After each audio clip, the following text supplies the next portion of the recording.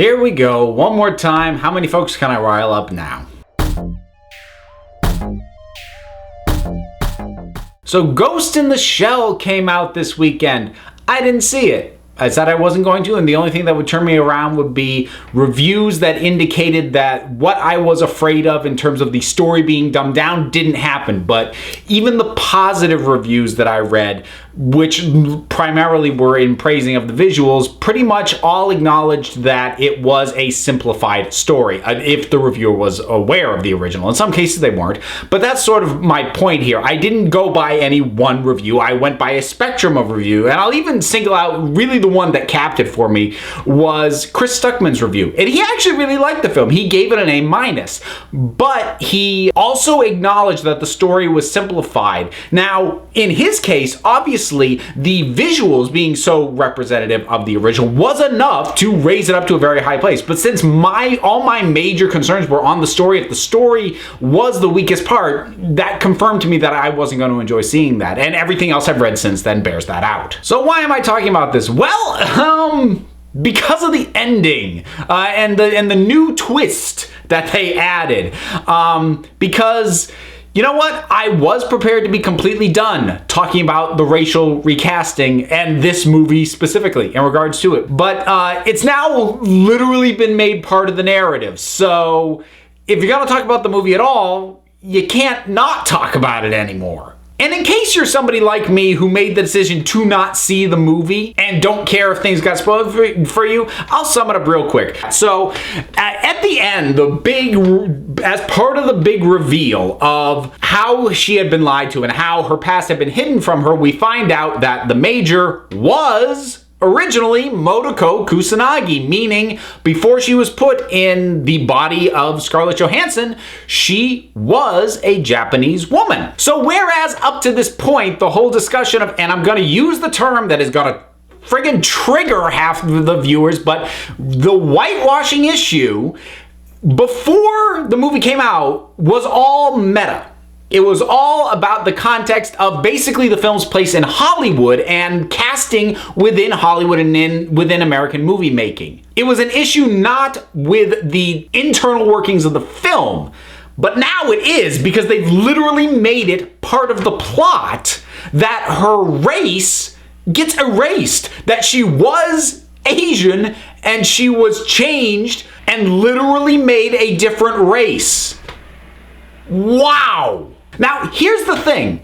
That actually could have worked to diffuse the overall issue if it had been more than just a twist and had been addressed. Now, again, this is where I'm going to comment the fact that I haven't seen the movie, but I went through multiple reviews, multiple synopses. I went through multiple dissections of the ending, not to try and get, people's, think pieces on it, but to just parse together as best as I could exactly what was and was not done in the film. And it's what wasn't done that is the problem, which is that the film acknowledges the race change, but doesn't really deal with it. The idea that her past was erased to the point of erasing her racial history is never really addressed. And unfortunately, that makes the problem bigger. Because had they actually dealt with that, had they actually dealt with what a fundamental betrayal of who Motoko Kusanagi was to erase her completely on a physical, racial, family history level and just completely change the way she looks,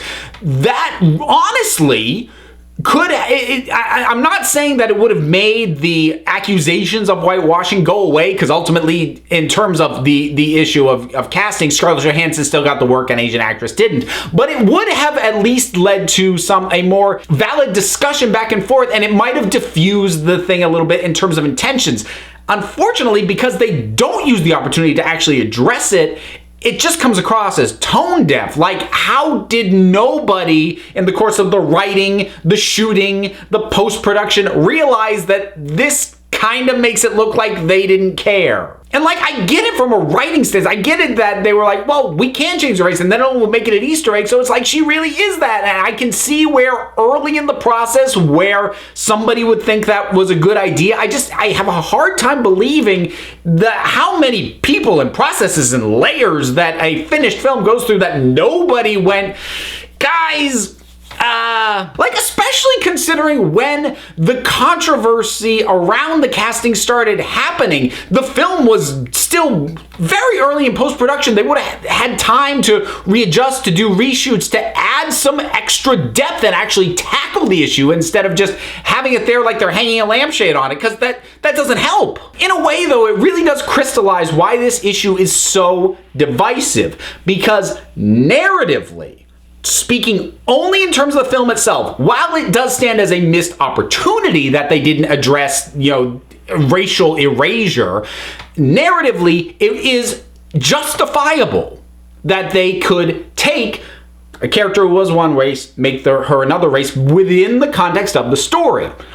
And when I say that's at the heart of the divide, it's because basically, this is based off me seeing the flame wars go on in my own comment section every single time I talk about this, I'm basically seeing two different sides that aren't really arguing about the same thing. Or they are arguing about the same thing, but they're making completely different points. So the people who were more defensive about the casting of Scarlett Johansson in this role, pretty much all were going on the narrative basis, which is how the film functions, in terms of the fact that it has been part of versions of Ghost in the Shell before that she may not even firmly remember who she used to be. That maybe she wasn't even originally Motoko Kusanagi in the first place, and she doesn't actually know who she was originally anymore. I mean, that has been a part of this story at various points. So again, there is a narrative justification for it. But the thing is, the people arguing against it aren't talking about narrative, they're talking about the structure of Hollywood. They're talking about societal representation. They're talking about something else. Now, both these things circle around the issue of taking a character who is one race, casting them as another race, but they're not actually arguing about the same thing. And I think that's where so much of the anger comes from, because each side of this debate, when looking at it for the way that they're looking at it, it becomes very clear to them. If you're looking at this, setting the narrative specific asides, from a societal standpoint, there are issues of representation. Caucasian people are overrepresented proportionally in Hollywood produced films. This is a statistical fact. Whether or not you think that's a big problem or not, that's another thing, but it is true. And it's becoming increasingly true as Hollywood is branching out and becoming more of a maker of films for a global audience, not just a US audience. But if you set all the societal implications aside and you're only looking at the narrative, then the case for that side becomes very clear. The narrative can justify this decision. Where's the problem? And it just seems to come down to each side kind of refusing to acknowledge that they're not truly arguing about the same thing. They're arguing over the same point, but the angle that they're coming at it from and the reason for latching onto this point is completely different, and they're never going to agree because, again, they're not actually arguing about the same thing. And I feel like with this twist and the whole racial thing, the movie tried to split the difference, but it would have been to the movie's betterment, at least in terms of renewing the controversy that already existed now, if it had just done the recasting and then never addressed it at all in the film. Because then, honestly, it just becomes like any other adaptation of something from that originated in another country. It doesn't really become all that different from The Departed being an adaptation of Infernal Affairs, or The Ring being an adaptation of Ringu. And there are still conversations to be had about those movies and movies like them, but there's obviously precedent for that. That's something that happens and has happened. And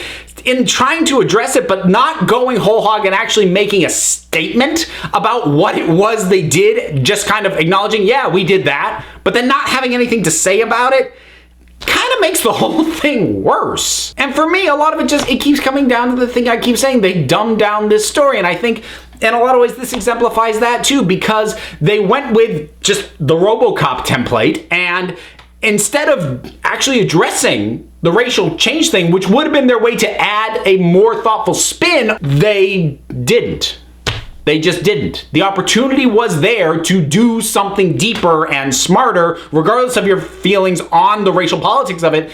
It was something that could be addressed and could have added an extra layer and made this just deeper and in a way that would have differentiated it from the original, but it still would have had something to say. It would have had some bigger ideas, and the opportunity is right there. They put it in. They just didn't take advantage of it. It's weird. But to reiterate, the ultimate reason I skipped out on this film is I was positive that it was not going to be on the intellectual level I really wanted it to be. Because as great as the action was in every iteration of Ghost in the Shell, it was always the ideas that attracted me more than anything. And those ideas being simplified meant I didn't want to see the movie. And the general consensus does seem to be it's a very pretty package, but it doesn't have any lofty ambitions with its story, with its ideas, with its philosophical notions, with any of it. So let me ask you this twist that the film tried to do, does it in any way for you affect your opinion of the racial recasting? Does it swing you one way or the other? Does it strengthen an opinion you already had? Does it make you question the opinion you already had?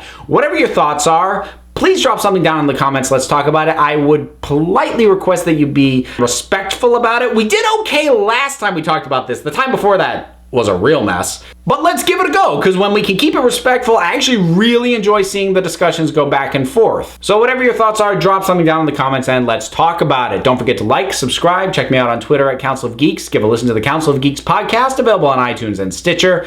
And until next time, this council is adjourned.